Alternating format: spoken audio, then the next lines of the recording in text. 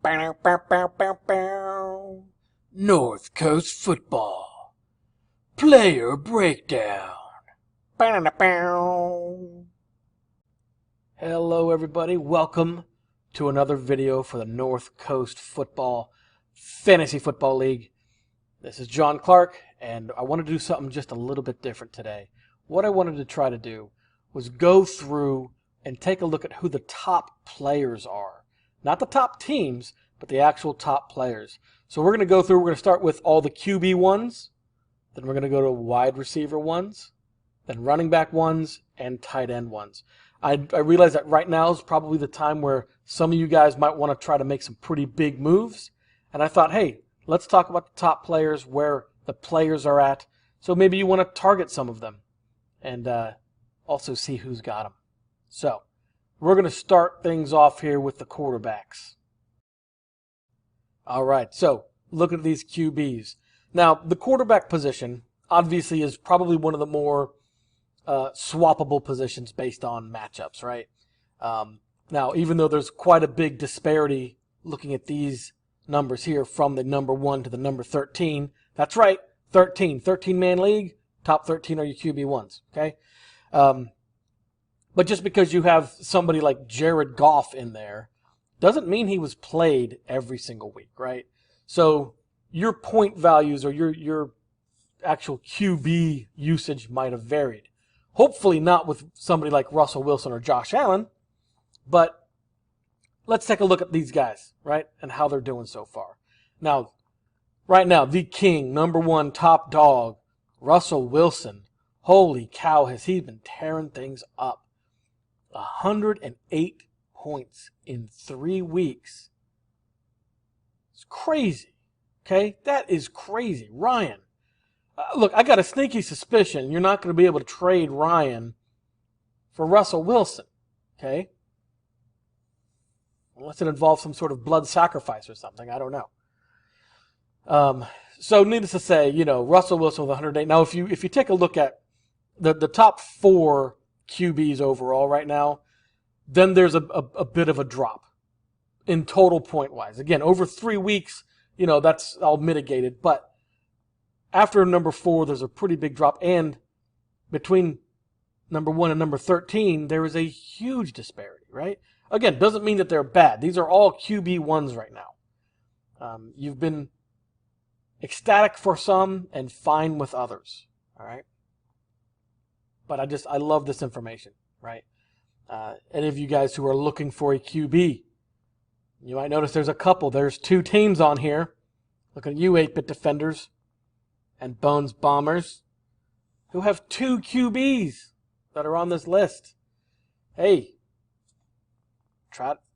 if you need a QB, go after them. Or 8-bit defenders or Bones Bombers, if you need something else, try packaging a QB1 in with it. Find a team that needs a QB. Package them in a trade.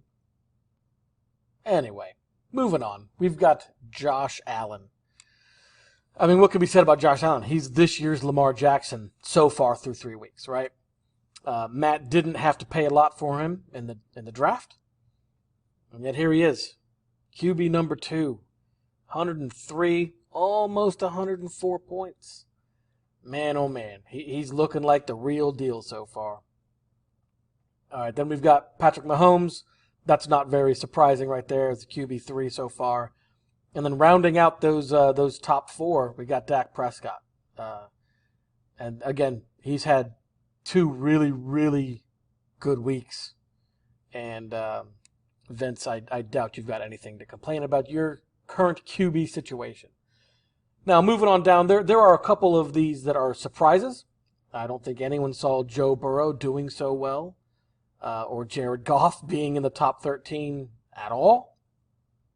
A couple that were question marks that we're starting to see where they're falling. Cam Newton is one of those.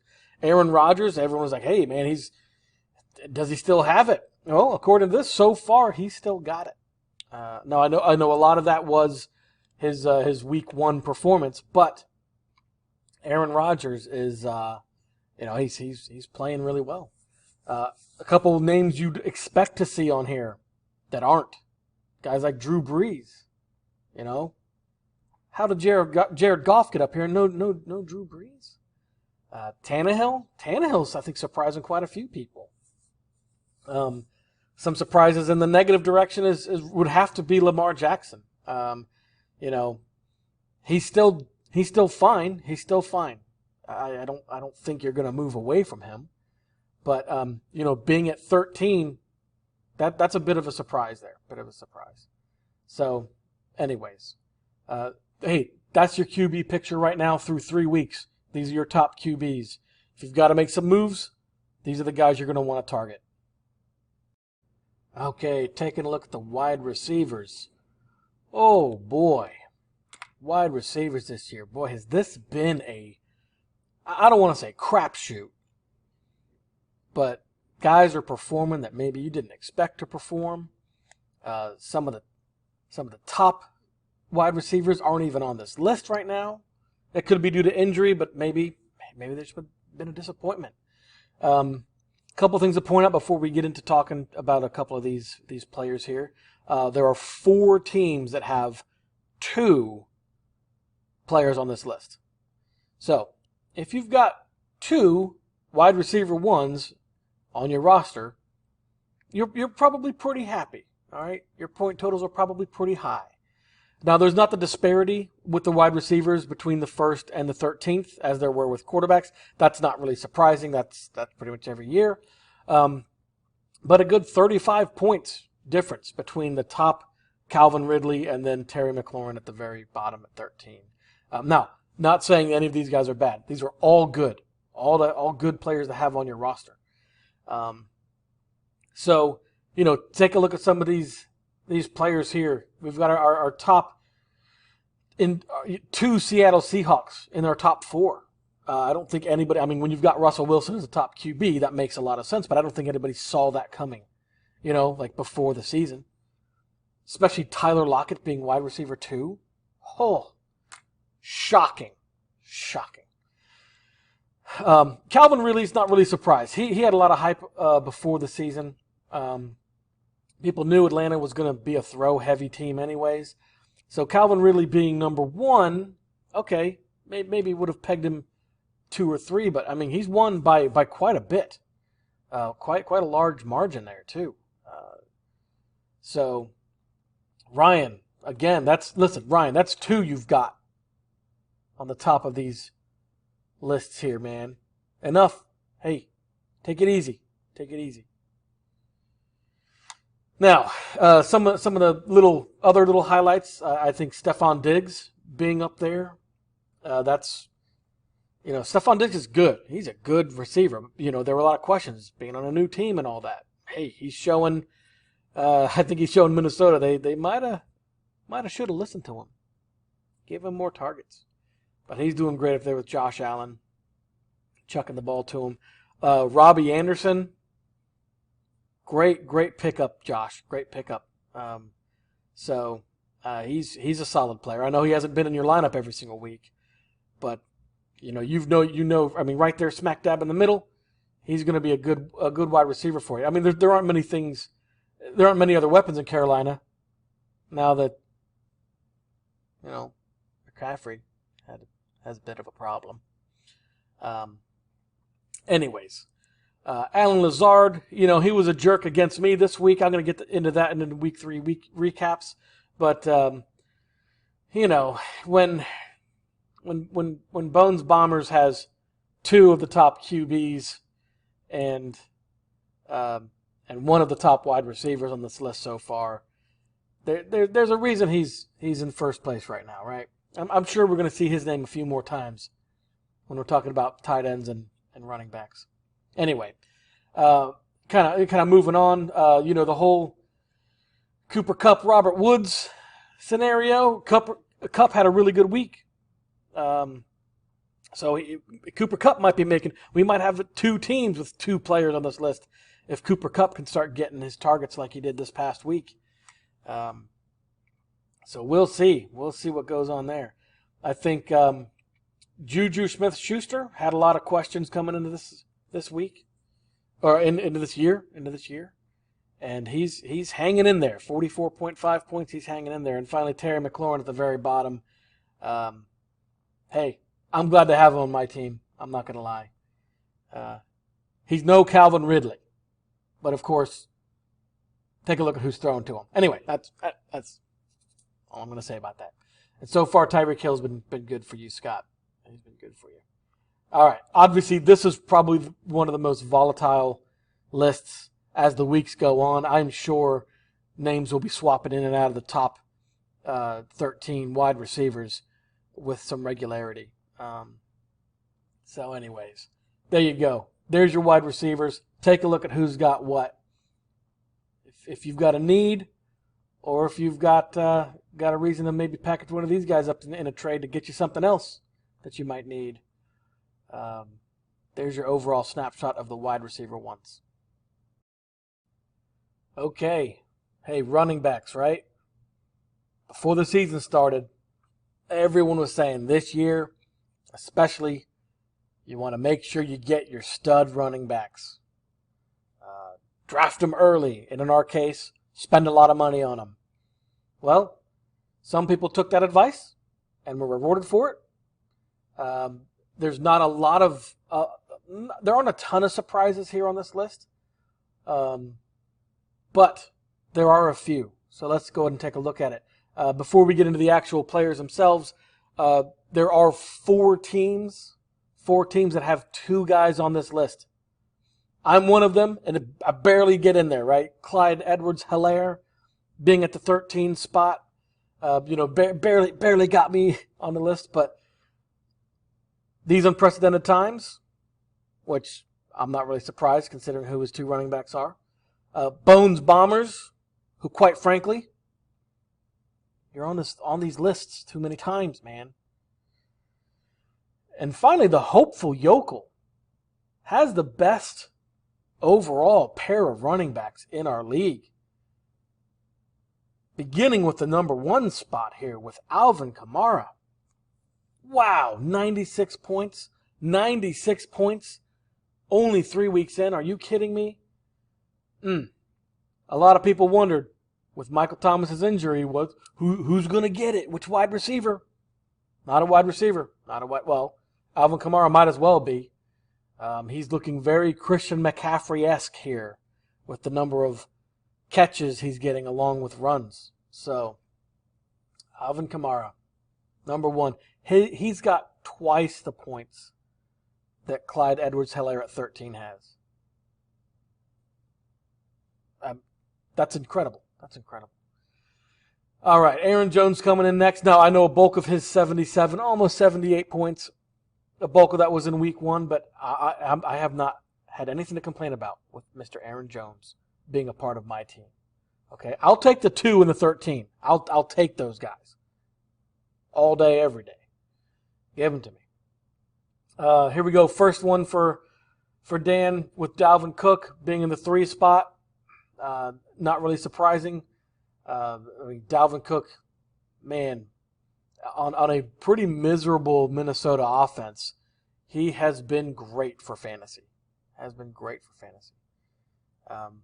Here we go. Look at this. Scott showed up again. Hopeful Yokel. Already.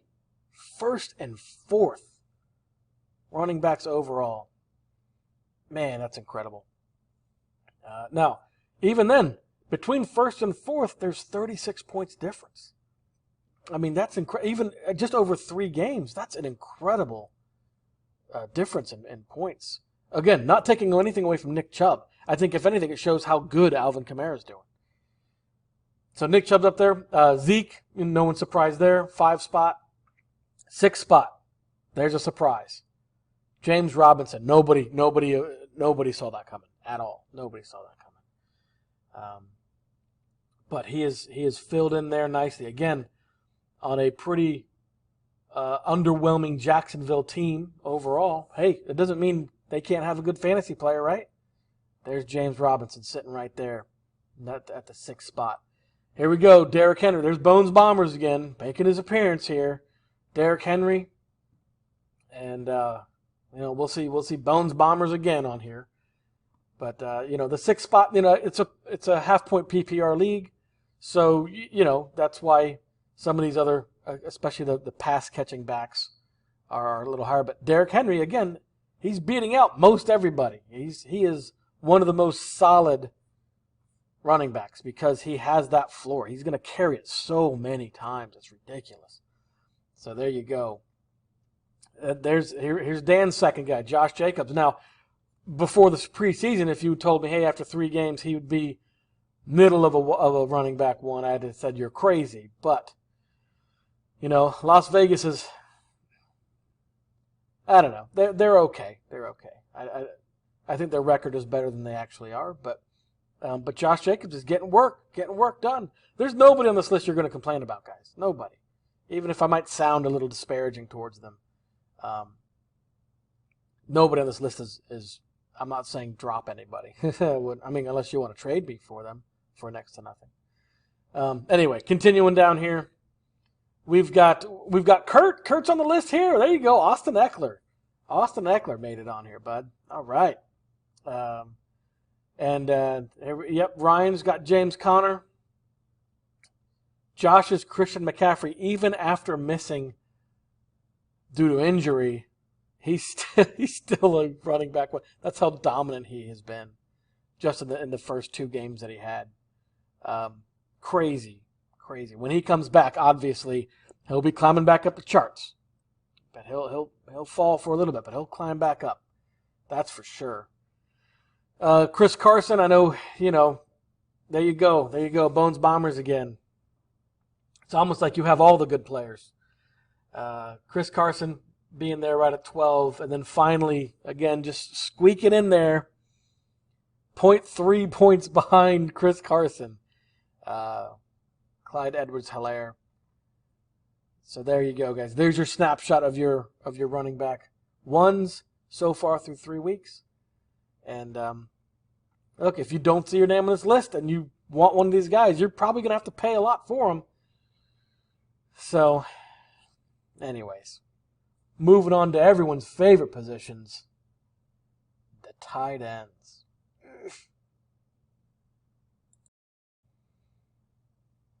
Really? We're going to go through these? Yes. Yes, we are. Because tight ends, it's a position in football. And these guys have every right to be on your roster as everybody else. As unnecessary as they might be, if you look at the points, it tells a story of how unnecessary this position is.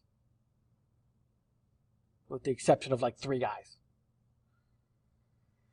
Gone are the days when we had no tight end position in our league, but they were part of our flex options. Oh, looking back, that was a great year. I enjoyed that year. But, listen, we became more of a standard roster, so this is what we have to deal with now.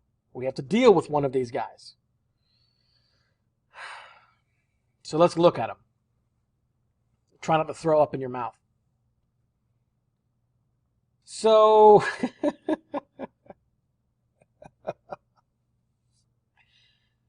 the top tight end, as of this moment, which is not surprising of who it is, but I think some of you guys will be surprised about how much they have.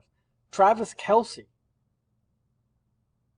Got the best quarterback in the league throwing to him. A lot.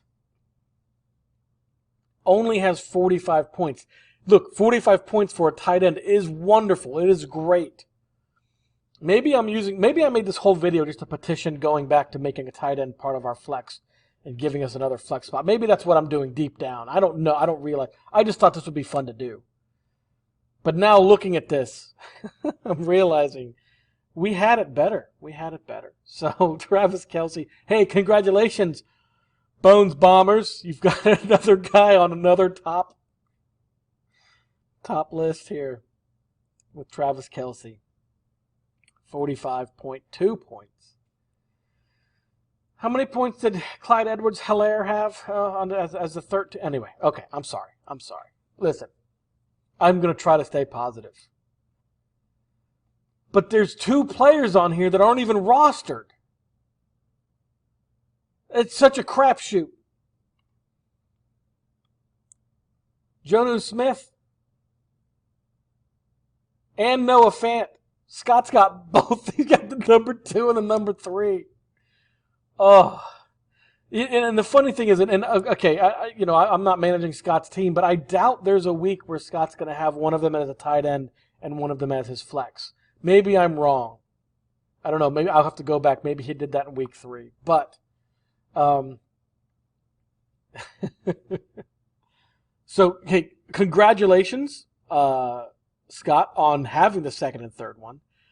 There are people out there in our league, and I might count myself among them, who I look at the tight end and I'm like, man, I wish I had a better tight end. So I don't think I'm wrong, but I think, yeah, Scott, you're the only one with 2 people on this list.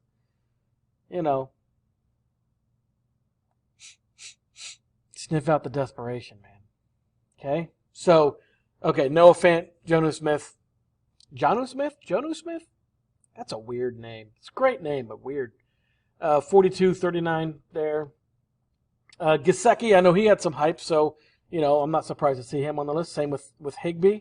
Now, Higbee did have one monster week with the 3 touchdowns. I didn't look and see before this how many points that was exactly. Wait, I need to look and see how many points that was exactly. 26! Okay. So he's got, 12 points outside of that. Okay. Hey, okay, it's Mike Gesicki. You see what he can do, right? I'm sorry. I meant Tyler Higbee. You see what he can do. Darren Waller, he's solid. Jimmy Graham, this is all based on one game, I'm sure. Mo Alley Cox, hey, he's on waivers. He might be targeted this week. I don't know how much is someone going to pay for Mo Alley Cox. I guess if you don't see your name on this list, maybe you'll be willing to pay a lot for him, or Jimmy Graham even. So T.J. Hockenson, Dallas Goedert. Now that was unfortunate because he was solid for this position, and now he's done for a couple weeks. I think it was a fracture. That is pretty unfortunate for him. So I don't think Kurt's feeling fine about his tight end position right now. See what I did there? Oh, look, Hayden Hurst, who I'm not happy he's in my roster. He's sitting there. He's sitting there. Hunter Henry's right above him. There you go, Adam. With the Hunter Henry. Hunter Henry's got 28 with no touchdowns, really? Zero touchdowns right there? Okay. All right. Getting some targets then. All right. And Mark Andrews, surprise. A tight end disappoints. Now, obviously there are many, many more disappointments in this position. So, Jeff, I'm not trying to take away from Mark Andrews because he does have potential to have monster games, and he put you on the list. You made it. You made it on the list, Jeff. Yes. The unluckiest team in our league by far has been Banana Slugs. So I'm glad you made it on the list, buddy. Anyways, look, guys, looking at this, I have nothing but hatred and contempt for the tight end position overall. Nothing against these players. They're going to make more money than I will ever see in my life. But, yeah, I'm done. I'm done with that. All right. So look, that does it for the player kind of highlights there for the skill positions. Not doing kickers, not doing defenses. That's all crapshoots anyways. So even more so than the tight end. Anyway, look, I hope you guys got just a sense of where the players are at. Not just the teams, but the players themselves. And, those of you guys who need to make some moves, you can see who are the ones that are actually worth it. Who are the ones that are actually worth going for right now. So anyway. The Week 3 recap will be out shortly. And other than that, I hope you guys have fun.